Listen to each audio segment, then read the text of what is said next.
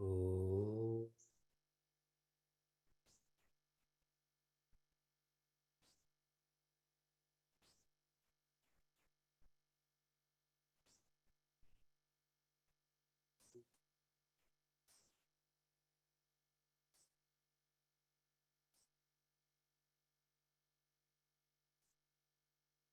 Oh.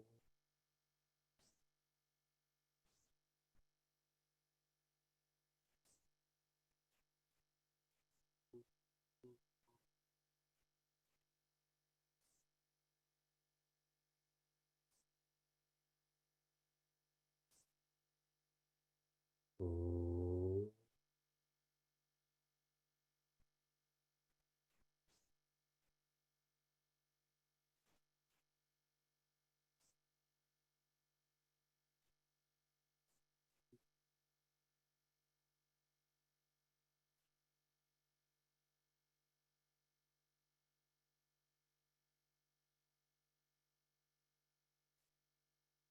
The last section of chapter 6 of Bhagavad Gita.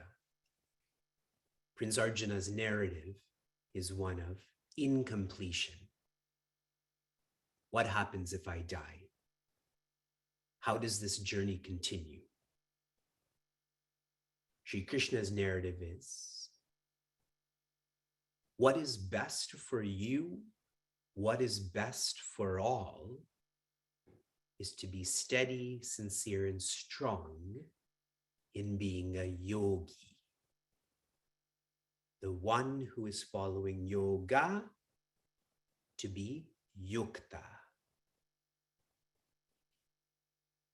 The final practice for a yogi, the final means, is contemplation. It is to change one's identity from being a yogi, that I'm still using the means, to being yukta. I've rediscovered the ends. And specifically in the last set of verses, Shri Krishna is literally using the word best. All that you invest in to be a contemplator is the best. In verse 46, tapasvibhyodiko yogi jnanibhyopi matodikaha. I'll continue with the second line too. Karmibhyaschadiko yogi tasmad yogi bhavarjuna. Better than the tapasvi, one who is withdrawn but doesn't know why they've withdrawn. Better than the jnani, the one who knows theoretically in a scholarly sense, yet does not have faith in this, does not follow this, does not feel this. Better than a karmi.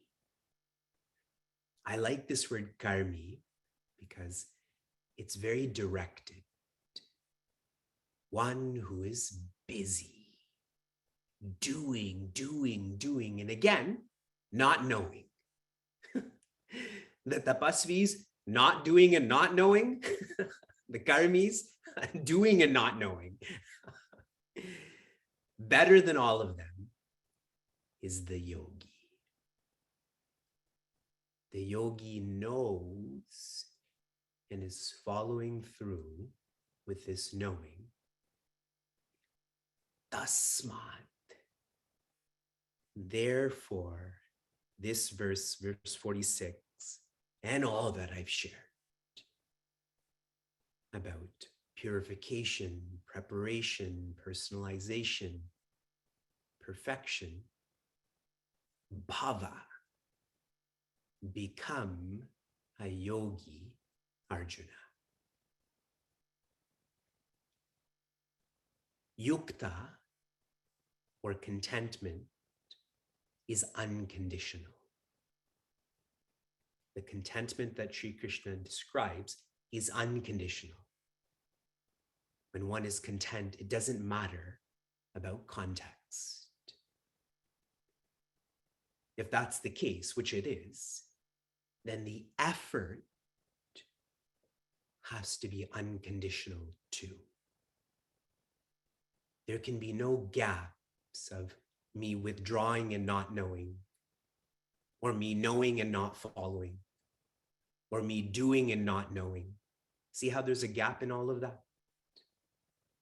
There's a condition. There can be no conditions in one's effort.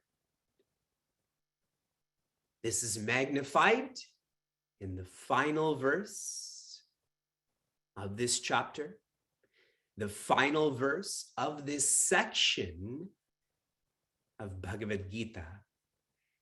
When we all started in January of 2021, we had no idea, or at least you thought I had an idea, but I'm telling you, I had no idea where we were going, how we were going. And here we are.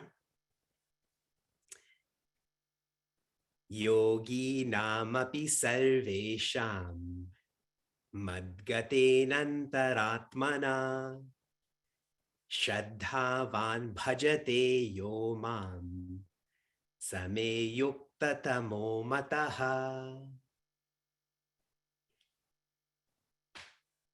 Sarvesham, amongst all. Amongst all who? Yogina.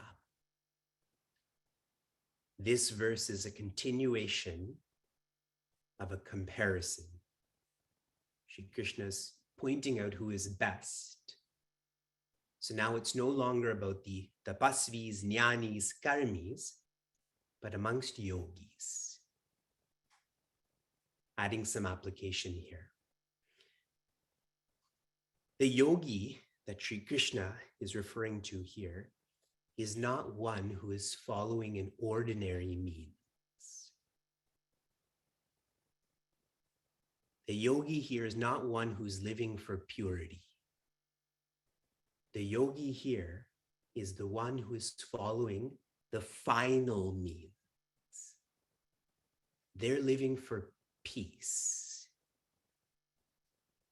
I share this because I come across so many seekers and teachers and organizations that throw this word yogi around. Like my kids use the word love. I love garbage trucks. I love worms. And then they'll say, I love you, Pitashri. So we're all equivalent. They just throw this word around, and Shri Krishna is not careless or casual in his teaching. These yogis are contemplators who are on the doorstep of contentment. So amongst these yogis, not the ordinary ones who name themselves yogi, because then more people will follow them. Madgatena antaratmana. They love me. And here, Shri Krishna is sharing that he is infinite. They love me.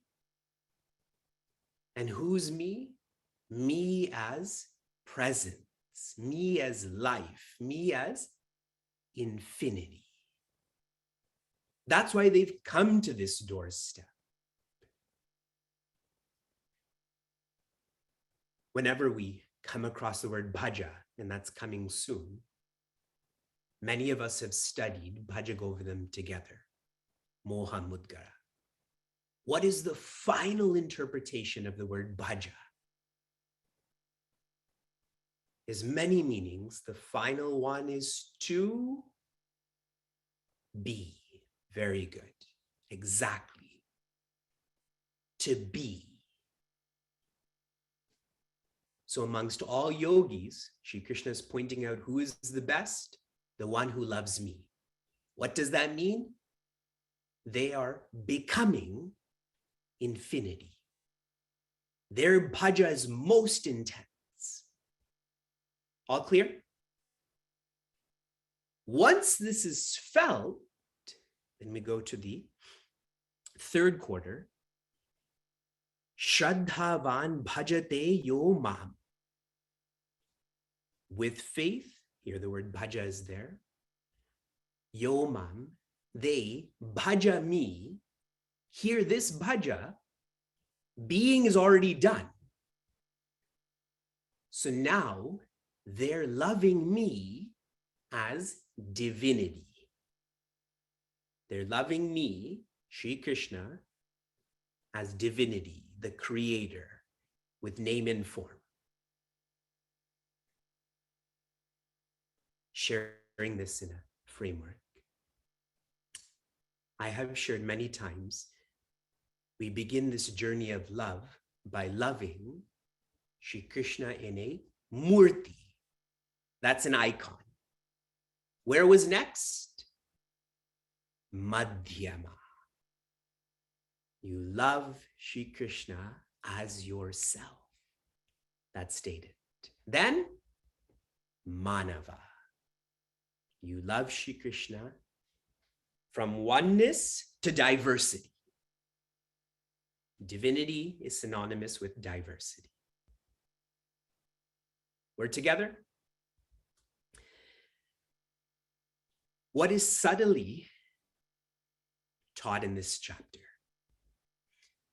I'm sure many of you have come across that knowledge in action is chapter 3.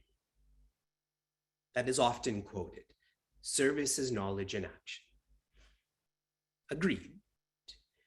But before you can get to that, if one fundamentally wants to be a sevaka, wants to be a servant of the divine, chapter 6 has to be established before chapter 3.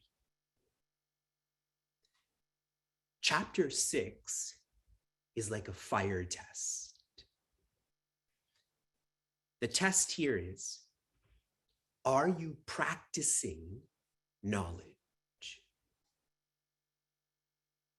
When I serve you, I hold your hand, I talk to you, we go and feed someone. There can be a lot of hypocrisy. I can smile at you, I can put my head down as I'm serving someone, but with contemplation, you know if you're quiet or not. You know if there's a sense of doership or not. There can be denial, but you will know that. When it comes to knowledge being practiced externally, a lot of hiding can happen. Is everyone with me? I have found that chapter 6 is such a mirror with this intense magnification where you really get to know, are you denying your practice of knowledge, or are you accepting your practice of knowledge? In our community, I want to digress, but show how this relates. This idea of loving Shri Krishna in diversity. In Srimad Bhagavatam, Shri Krishna tells his friends, the Gopas, that in creation, in diversity, do you know who Mahabhagan is? Which facet of creation is most fortunate? Does anyone know? Mahabhagan.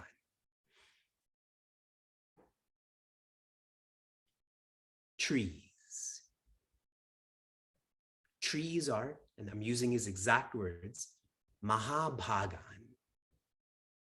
They're most fortunate, but because their whole life is built on serving me. Shri Krishna serving creation. And don't we all chant, Go Shubham Astu Nityam. Go means the earth. When the earth is well, we will be well. When the earth is not well, we will not be well. Our community is engaged in an effort, plant one for one. And I'm talking about there's 10,000 of us. And we're only 1/3 of our way to planting 1,000 trees and 1/3 of our way to donating towards 10,000 trees being planted. And that's what I'm pointing out, that we love Shri Krishna in a murti. We may love Shri Krishna in ourselves, in terms of our family, in terms of our comfort. But the best yogi is the one who loves Shri Krishna as divinity through diversity.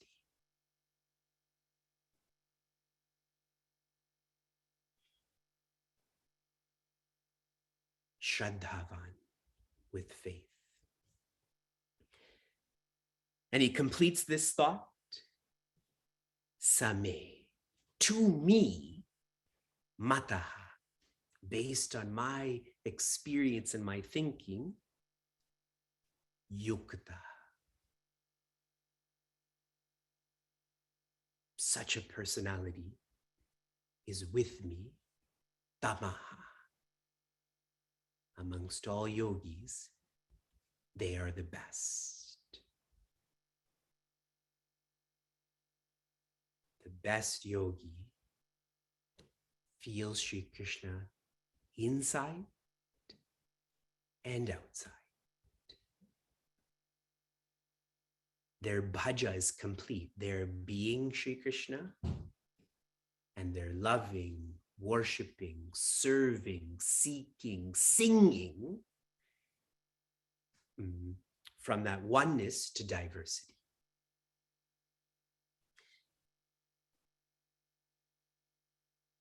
On March 7th, 2007, this is when we began verse 1 of chapter 6 at the ashram. And we completed this verse on March 21st, again, 2007, 15 years ago. That is a combined period of 15 hours. For us, March 1st, 2022, is when we started verse 1. And April 16th, Hanuman Jayanti, we've completed verse 47. That's a period of 14 hours. And this is a reason why for the coming week, commencing tomorrow for an entire week, we will have a dialogue on how we can practice this knowledge. That we want to be established in this. That way, our total investment in this chapter will be 16 hours. To the Sankalpa Vakya. Om Tat Sat. Iti Srimad Bhagavad Gita Su Upanishatsu Brahma Vidyayam Yoga Shastre Shri Krishna Arjuna Samvade Dhyana Yogo Nama Shashto Dhyayaha. What we have just immersed ourselves in, Om Tat Sat, is the truth. A lot of what we immerse ourselves in is not the truth because it is changing. This is the truth, for it never changes. This chapter 6's name is the yoga of dhyana, contemplation, the one and only way to be content. So what should we do? This is also known as abhyasa yoga. Practice. Practice this knowledge, starting with feeling this in yourself, then with others. Otherwise, all we do with others is filled with ego. One cannot be a sevaka without this knowledge being practiced. And if you do, this chapter is also known as Atma Samyoga. You will feel Atma, infinity. You will live Atma as divinity.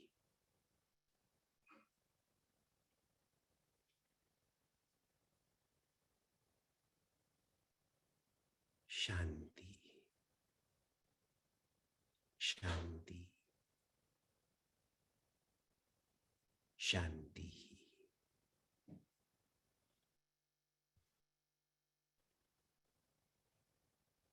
Oh.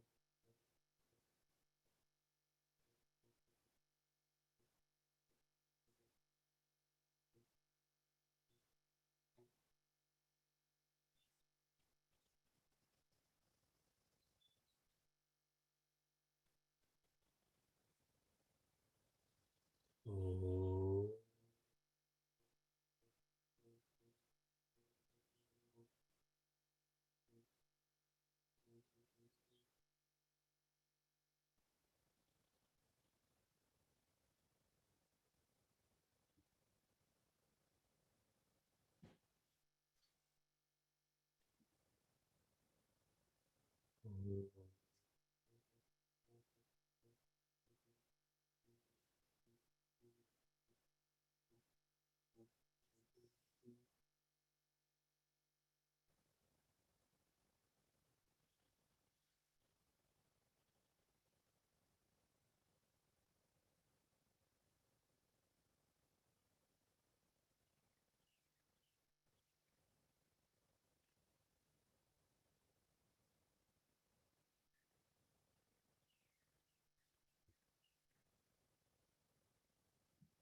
When one is 5 years old,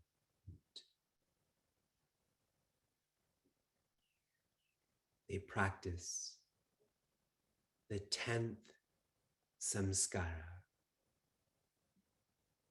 which is to learn how to write.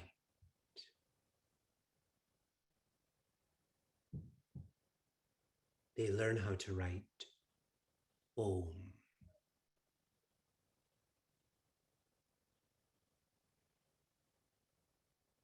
They learn how to write the truth.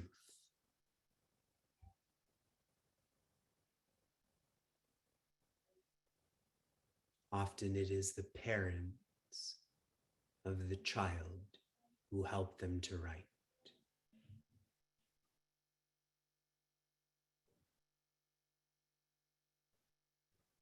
When one is 6 years old,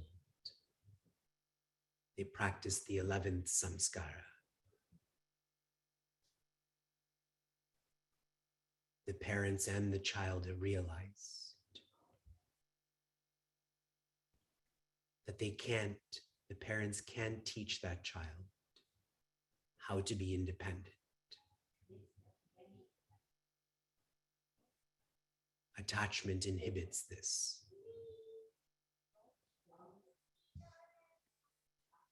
And so they all practice upanayana.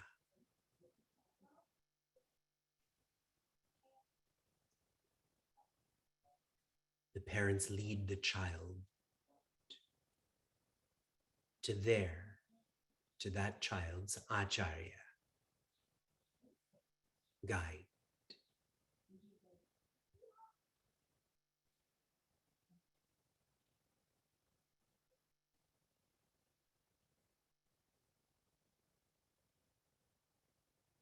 The child's guide deepens the child's relationship with Om from theory to application, from philosophy practice.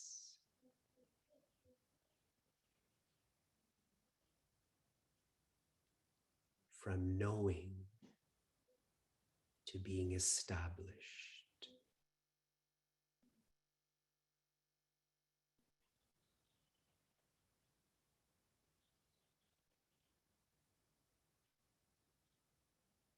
When a child is 18 years old,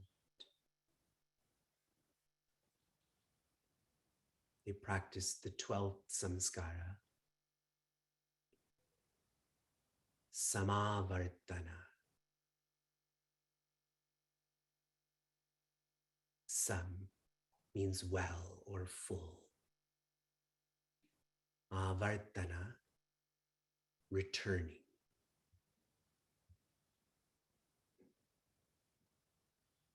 To leave the ashram, the gurukula, full.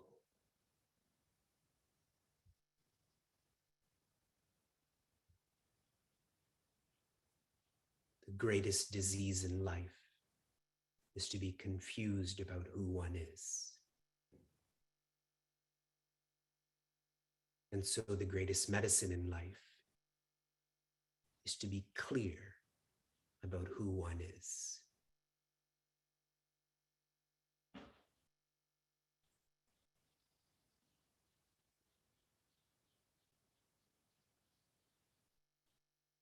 The shishya, the disciple, the student, is full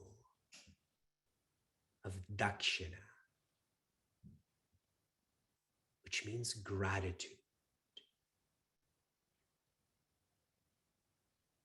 Gratitude at having access that which is inaccessible.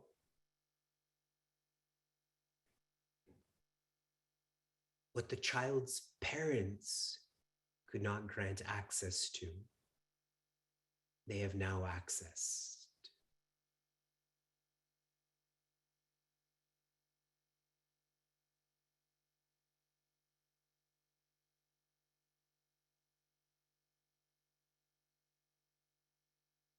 And this gratitude is not held back.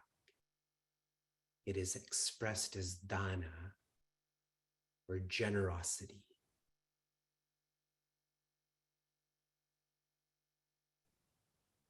Before one leaves one's guide, the Gurukula, one gives back and one commits to ever giving back, so that this privilege can be shared with anyone and everyone.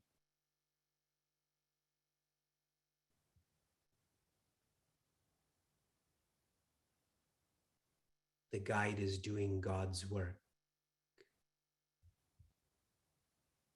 The guide is not asking, is not expecting for herself, but rather for God's work. And the shishya feels this.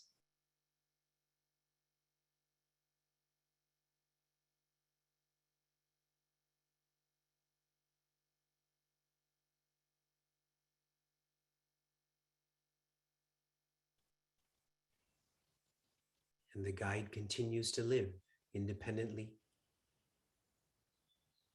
and the disciple leaves independently also.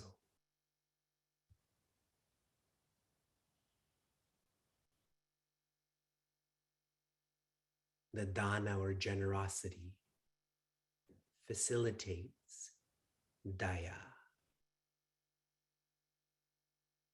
Daya means grace.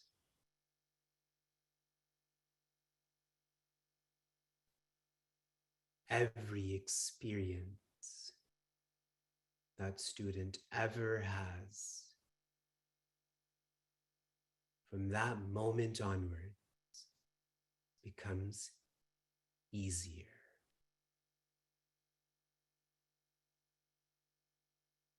More meaningful, more beautiful, more purposeful.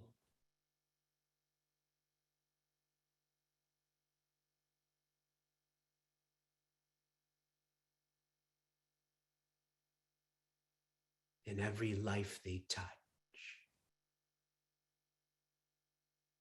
Family, friends, acquaintances, strangers, animals, plants, stones. Their existence becomes easier too.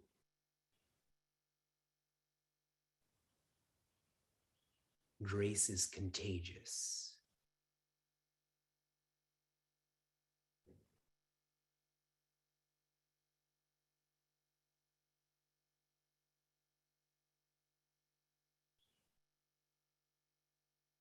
God takes on a name and form to grace her children, you and I.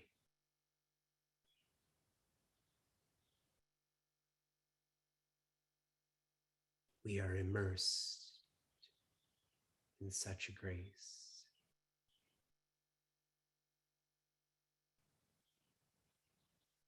Feel Shri Krishna inside of you as infinity.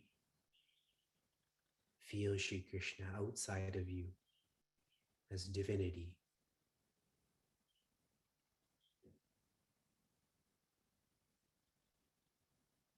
Be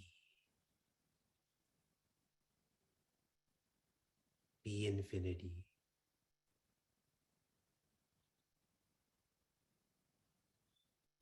Having become infinity, be divinity.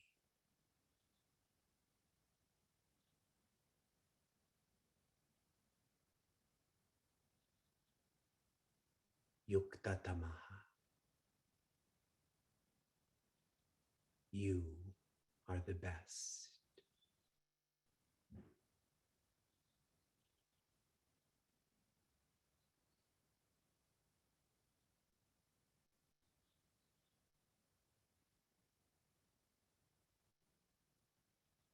Shanti. Shanti. Shanti.